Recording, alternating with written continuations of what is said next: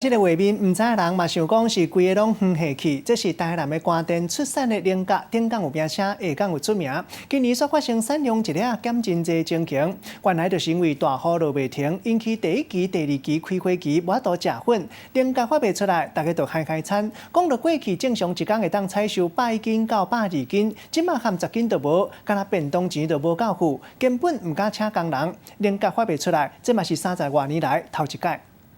咁细伫遮啊？有呀，即摆晓起来啥？拢无啊。落菱角田，甲菱角丛翘起来看，煞无看到菱角，少年煞看10几丛，才总算看到菱角。 10外丛啊，1粒啊。啊，较早一丛安生几粒？一丛哦，有时啊2粒、3粒呢。摕伫手的足珍贵的，本来一丛会当生2、3粒菱角，即马10外丛才生1粒，菱角生袂出来，互农民嗨惨。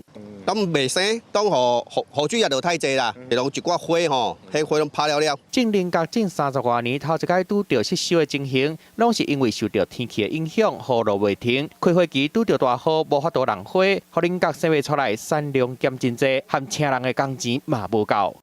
4分万只呢？有万只呢，安尼可怜无？阮若一个人落一工，安尼万正常是拢差不多120斤，即马万差不多成10斤一工，啊，所以种了钱啊，减过来去啊啦。